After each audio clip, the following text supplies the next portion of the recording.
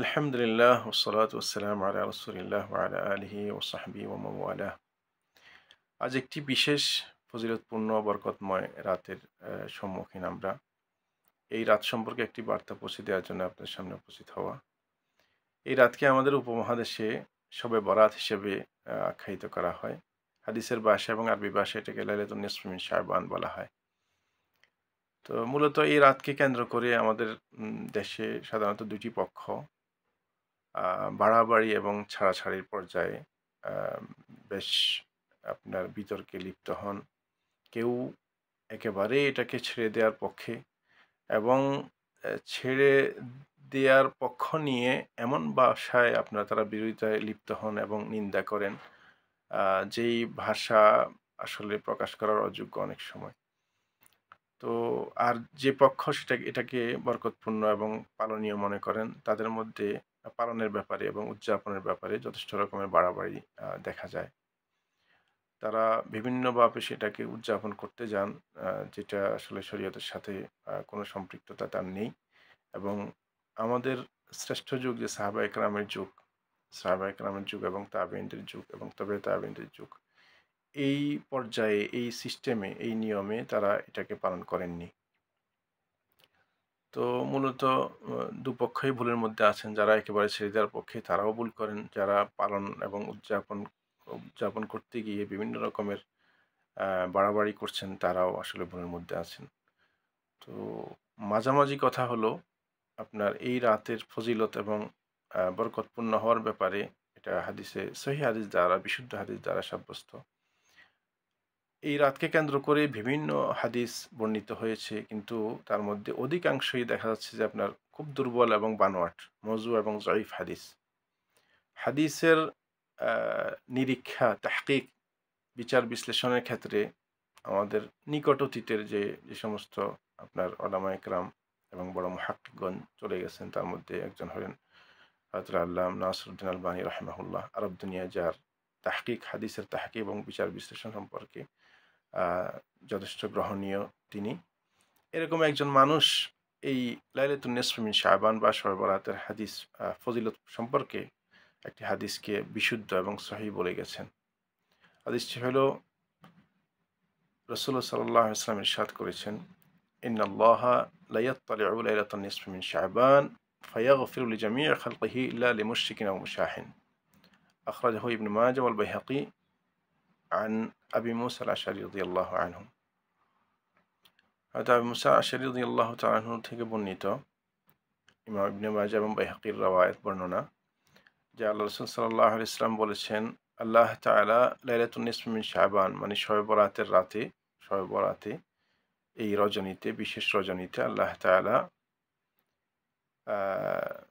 সমস্ত সৃষ্টিজীবের দিকে দৃষ্টি দেন এবং তিনি একমাত্র মুশরিক, যে আল্লাহ তাআলার সাথে শিরকে সম্পৃক্ত, লিপ্ত, এরকম মানুষ এবং মুশাহিন, যে অন্যের প্রতি হিংসা বিদ্বেষ রাখে, এই ২টি ক্যাটাগরি ছাড়া অন্য সব বান্দাকে আল্লাহ তাআলা কি করে দেন? ক্ষমা করে দেন।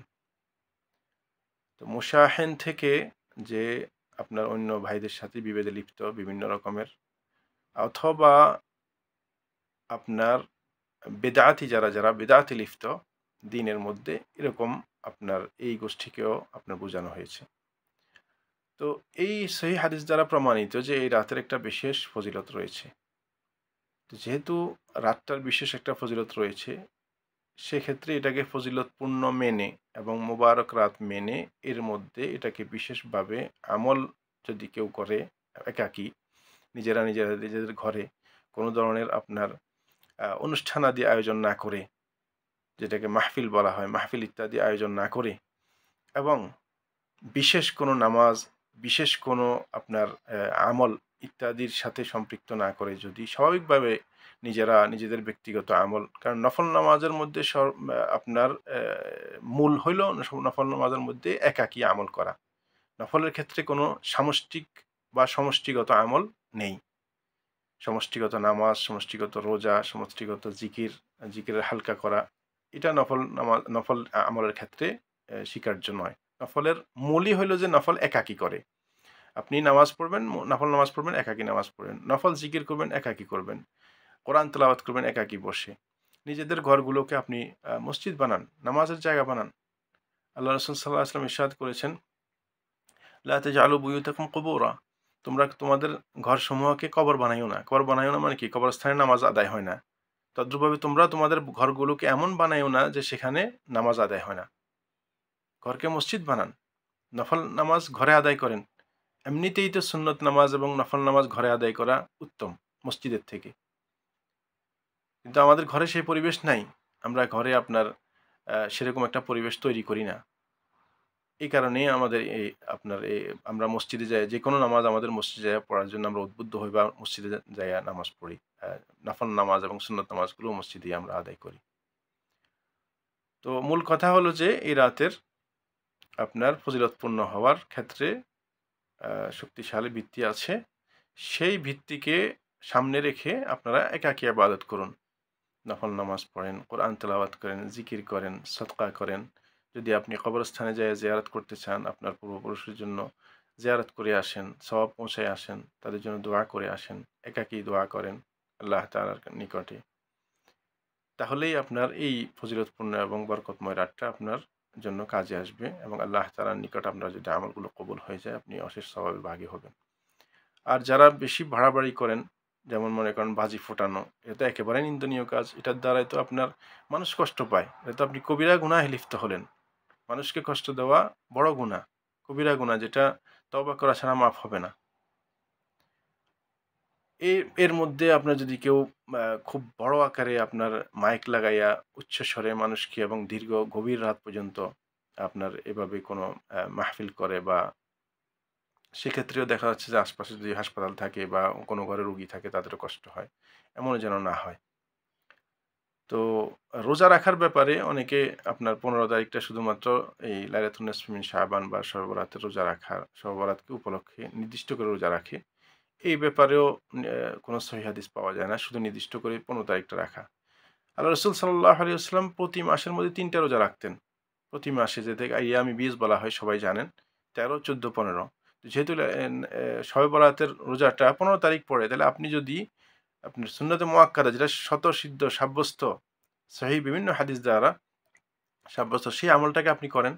১৩, ১৪, ১৫ ৩ টা রোজাই আপনি রেখে দেন, তাইলে আপনার এই মুবারক রাতের বা দিনের মুবারক রাতের পরে যে দিনটা আসতেছে, সে রোজাটা আপনার আদায় হয়ে গেল।